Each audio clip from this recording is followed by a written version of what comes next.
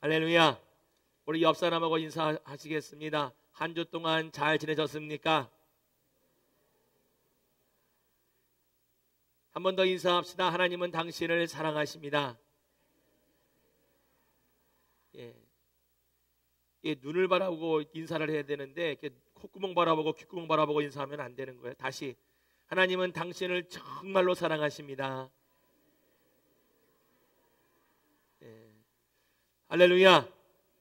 오늘도 주어진 이 시간이 여러분의 귀에, 여러분의 영적인 귀에, 여러분의 마음에 살아 역사하는 하나님의 말씀으로 임하여지기를 주님의 이름으로 축원해 드립니다.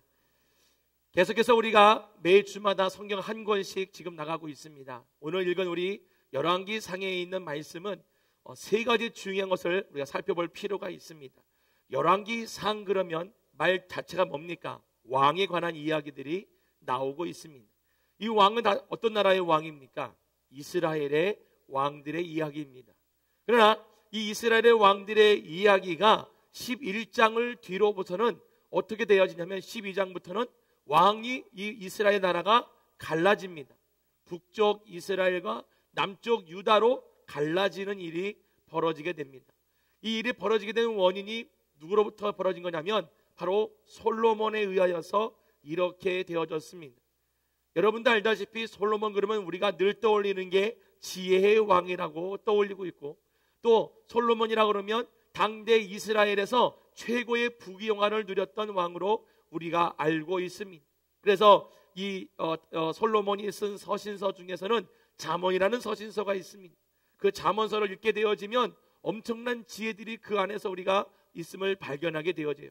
그러나 그가 그러한 지혜를 가지고 부귀영화를 누렸음에도 불구하고 결국 그의 마지막 인생에는 하나님을 저버리는 일이 있었습니다.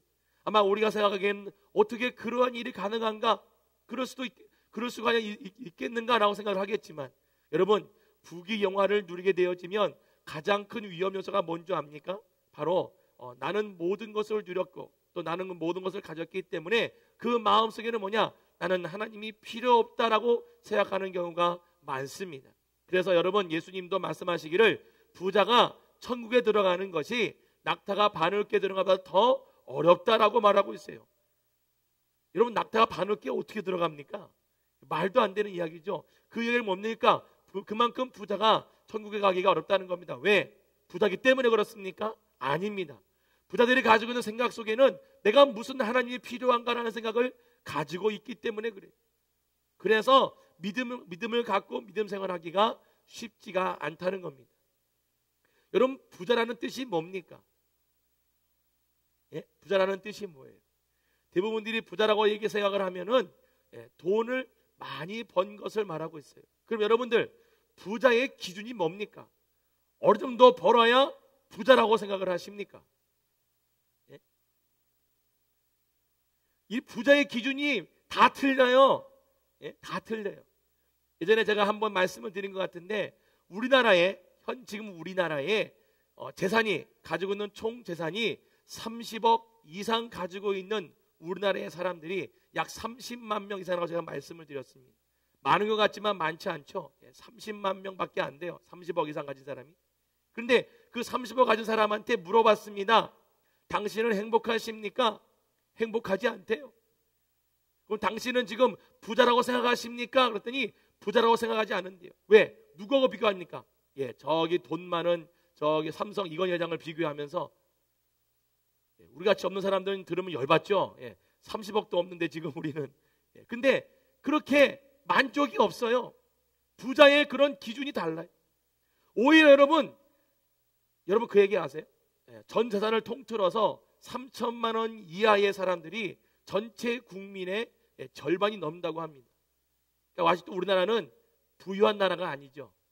그런데요, 행복한 만족도는 오히려 이 3천만 원 이하 가진 사람들이 더 높다는 겁니다. 왠지 아세요? 이 3천만 원 이하 가진 사람들은요, 비교를 하는 것을 안 한대요. 비교를 안 하는데 그냥 자체가 즐거워요. 그냥 하루하루 사는 것이 즐겁고, 그래서 오히려 부유한 사람보다 오히려 인생의 참 행복의 만족도가 훨씬 더 높다는 거예요. 신기하지 않아요? 이상하지 않아요? 그러니까 우리의 인생의 삶에서의 어디가 행복이 있고 어디가 만족이 있는지를 우리가 좀 봐야 될 필요가 있어요. 부유함 자체가 우리에게 만족을 주지는 않는다라는 것입니다. 믿습니까? 그래서 이 이스라엘의 삶의 그런 모습을 보면서, 왕들의 모습을 보면서 우리가 한번 들여다볼 필요가 있어요. 솔로몬 자체의 삶도 그렇고. 그래서 여러분, 이 열왕기상에 보게 되어진 무려 11장에 거쳐서 솔로몬의 이야기를 나눕니다. 그렇다고 해서 이 열왕기상이 솔로몬의 중심으로 가는 이야기가 아닙니다. 이 열왕기상 전체를 보더라도 그 내용의 중심에는 항상 어떤 이름이 등장하냐면 다윗이라는 이름이 등장한다는 겁니다. 그래서 모든 왕들을 비교를 할 때 다윗 왕을 비교하면서 가고 있어요. 그래서 그 왕이 하나님 보시기에 좋고 정직하고 성실하게 주의를 감당해 나가면 다윗 왕과 같이 하나님께 정직하였다라고 비교를 해주고 있고, 만약에 그 왕이 하나님을 떠나고 하나님을 저버린 삶을 살았으면 다윗 왕과 같지 아니하여 악을 행하였다라고 해주고 있어요. 그러니까 모든 것이 다윗 왕과 비교를 해나가고 있습니다. 그렇다면 이 다윗 왕은 어떤 의미를 가지고 있을까요? 물론 보여지는 다윗 왕을 의미도 하겠지만 당시에 가장 하나님께서 축복하신 왕 중에 누가 있었냐, 바로 이 다윗 왕이었습니다. 다윗 왕은 전쟁에서 단 한 번도 패하지 아니하였고, 다윗 왕은 하나님께서 끝까지 붙들었던 유일하게 이스라엘의 왕 중에 왕이었습니다. 그래서 이 다윗 왕을 통해서 우리에게 뭘 보여주냐면, 이 땅에 있는 왕, 하나님이 세우신 왕은 하나님이 붙드신다는 겁니다. 믿습니까? 그걸 통해서 또 뭘 보여주고 있습니까? 장차 오게 될 메시아, 왕 중의 왕 예수 그리스도를 예표해 주고 있는 그림자입니다. 열왕기상을 통해서 우리가 그런 것을 발견해 낼 수가 있습니다. 또 이 이스라엘의 왕들의 그걸 통해서 뭘 알 수가 있습니까? 하나님의 전적인 통치하심을 우리가 알 수가 있습니다. 여러분, 이스라엘은 왕정 국가가 원래가 아닙니다. 원래는 무슨 국가입니까? 원래는 신정 국가입니다. 하나님이 통치하시는 나라로 그동안 왔었습니다. 그러나 그 통치했던 나라 가운데에 이스라엘 백성들이 요구한 건 뭡니까? 바로 왕을 요구했어요. 눈에 보이는 왕을 요구했어요. 눈에 보이는 왕을 그들에게 줬지만 그 왕들 하나하나가 다 뭡니까? 하나님의 축복을 입었음에도 불구하고 그 길을 끝까지 걸어갔던 왕은 다윗 왕 외에는 아무도 없었습니다. 여러분, 솔로몬을 우리가 얼마나 존경합니까? 솔로몬의 지혜를 우리가 얼마나 탐냅니까? 얼마나 욕심을 냅니까? 그러나 솔로몬이 했던 그 지혜가 결국 뭡니까? 하나님을 위해 쓰였다면 얼마나 감사하겠어요. 그러나 그 지혜로 말미암아 영화가 들어오고 난 이후에 어떤 일이 벌어집니까? 이 솔로몬의 마지막 때에 결국 하나님을 떠나는 일이 있었어요. 그것이 오늘 우리가 읽은 11절 13절 말씀 가운데 솔로몬에게 주신 책망의 말씀이었습니다. 다시 한번 우리 읽어볼까요? 11절, 다 같이 11절 시작. 여호와께서 솔로몬에게 말씀하시되 내게 이러한 일이 있었고 또 내가 내 언약과 내가 내게 명령한 법들을 지키지 아니하였으니 내가 반드시 이 나라를 내게서 빼앗아 내 신하에게 주리라. 이 말씀 예언 그대로 일어났습니다. 결국 나라는 두 쪽으로 갈려지는 엄청난 사건이 이스라엘에게 있게 되어집니다. 왜 그렇을까요? 그 이유가 나오죠. 12절 다 같이 읽어보겠습니다. 시작. 그러나 내 아버지 다윗을 위하여 내 세대에 있는 이 일을 행하지 아니하고 내 아들의 손에서 빼앗으려니와. 다윗을 돌이켜보고 다윗의 그런 기도의 내용을 받아서 다윗이 이은 이 솔로몬 시대에 벌어지지 아니하고 솔로몬 자손의 시대에 이러한 나라가 갈려지는 역사가 있을 것을 여기에 기록을 해놓고 있습니다. 하나님은 한번 말씀하시면 그 말씀을 그대로 이루시는 분인 줄 믿습니다. 이루시는 분이. 그래서 결국에는 이 나라의 통치가 왕의 손에 있는 것이 아니라 하나님의 손에 있음을 다시 한번 이 열왕기사를 통해서 우리에게 보여주고 있습니다. 여러분은 어떻게 생각하십니까? 이 모든 전 세계가 돌아가는 것이 모든 것이 우연이라고 생각하십니까? 이 땅에 우연이라는 것은 없습니다. 모든 것은 하나님의 섭리 가운데 벌어짐을 확실히 믿으시기를 주님의 이름으로 축원해 드립니다. 나이지리아의 노예시장에서 한 소년이 담뱃잎 한 푸대와 이제 교환은 되어졌습니다. 부모도 모두 노예로 팔려갔고 온 가족이 뿔뿔이 흩어진 불행한 소년이었습니다. 그를 실은 배가 미국으로 향하던 중에 영국 군함에 의해서 발견되어서 불법 노예선인 것을 알게 되어졌고 그것을 잡아서 그 배를 포섭하게 되었습니다. 그런데 그 영국 군함 배에는 그 군함에 소속되어져 있는 군종 목사가 한 분 있었습니다.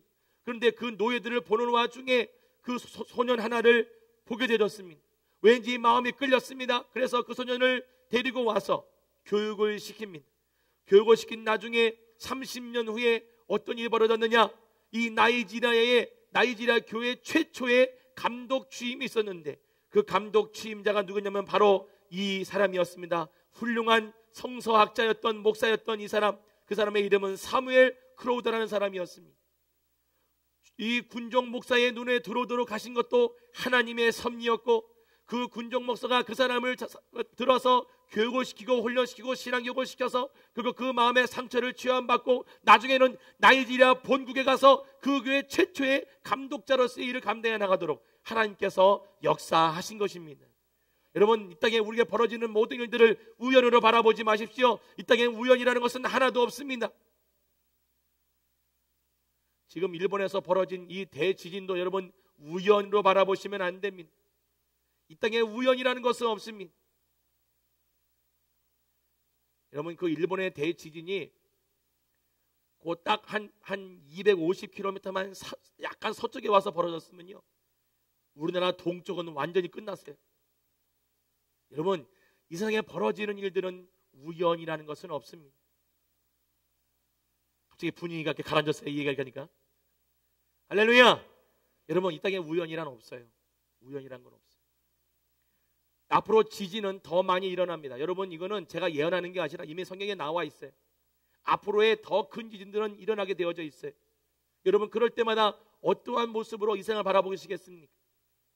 하나님의 통치를 정말 인정하시면서 살아가십니까? 아니면 에이, 우연이지, 우연이야. 이 땅에 우연이라는 것은 없어요. 저와 여러분들이 지금 이렇게 생명이 보존되어 있고 지금 살아가고 있는 이 하루가 얼마나 귀하고 감사한지 아십니까? 그 여러분 정말 마음에 믿으십니까? 믿으시는 분들은 아멘. 여러분, 오늘 하루를 하나님과 동행하며 기쁘게 사시기를 주님의 이름으로 축원해 드립니다. 여러분, 뉴스를 통해서 벌어지는 상황을 보면서 여러분은 뭐를 느끼십니까? 공포를 느끼지 않으세요? 두려움을 느끼지 않으세요? 삽시간에 몇 시간 만에 한 지역의 마을이 완전히 사라지는 모습 보시면서 여러분은 뭐를 느끼십니까? 여러분, 자연재해 앞에는 그 어떤 인간도, 그 어떤 과학도, 그 어떤 우리 인간의 문명도 아무 쓸모가 없다는 것을 우리는 보게 되어집니다. 자동차가 물에 쓸려가는 모습을 보십시오. 무슨 장난감 차가 하나 지나가는 것처럼. 정말 인간의 문명이 이 자연재해 앞에는 아무것도 아니라는 것을 우리는 보게 되어집니다. 여러분, 하나님의 권능과 능력의 역사는 그런 자연재해보다 훨씬 더 강합니다. 그런 하나님 앞에 우리가 어떤 신앙생활을 해야 되겠습니까? 자연재해 앞에 두려운 마음으로 살지 마시고 전능하신 하나님 앞에 두려운 마음으로 사시기를 주님의 이름으로 축원해 드립니다. 하나님의 능력은 자연재해는 아무것도 아니에요. 그거를 다시 회복시킬 수 있는 분도 하나님이시고 그거를 파괴할 수 있는 분도 하나님이십니다. 그 하나님 앞에 우리가 신앙생활을 바르게 하시기를 주님의 이름으로 축원해 드립니다. 예전에 그 독일이 통일되기 이전에 동독에 있었던 사건입니다. 메클렌부르크라는 한 지역에 기독교인 가정이 있었습니다. 그 가정에는 10살 된 딸 여자아이가 하나 있었습니다. 그 여자아이가 지방 공산당 학교를 다니고 있었어요. 하루는 선생님이 학생들에게 모두 일어서라고 하면서 다 일어난 와중에 뭐라고 합니까? 따라서 하라고 합니다. 하나님은 없다라고 하랍니다. 아이들은 다 따라서 했지만 이 어린 그리스도인 소녀는 그 말을 따라하지를 않았습니다. 그리고 이렇게 말을 했습니다. 그렇지만 저는 하나님이 계신 것을 믿습니다. 선생님이 시키는 말을 따라하는 것을 선생님은 굉장히 화가 났습니다. 그래서 얘기를 합니다. 너는 오늘 집에 가서 하나님은 없다라고 문구를 50번 써가지고 와라. 이 어린아이는 집에 들어가 부모님과 이야기를 나누고 이 문제를 놓고 기도한 이후에 하나님은 존재하십니다 50번을 써갖고 왔어요. 선생님은 화가 너무 크게 났습니다. 그래서 선생님이 말합니다. 너 내일까지 하나님은 절대적으로 없다라고 100번 써와라. 너 써오지 않으면 내가 경찰에 가서 신고를 하겠다. 이것은 빛의 세력과 어둠의 세력의 싸움이었습니다. 이 어린 소녀는 집에 가서 부모님과 함께 이야기를 나누고, 안 되겠다, 우리가 이걸 통하여서 고난받기를 결정하자. 그래서 고난당하기를 마음을 먹었어요. 그래서 이 어린 소녀는 하나님은 절대적으로 계십니다 100번을 써갖고 왔어요.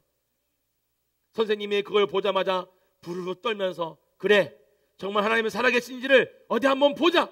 경찰서로 자전거를 타고 갑니다. 선생님은 그 길로 돌아오질 못했어요. 왜? 자전거를 타고 가다가 자전거에서 떨어져서 심장마비로 죽었습니다.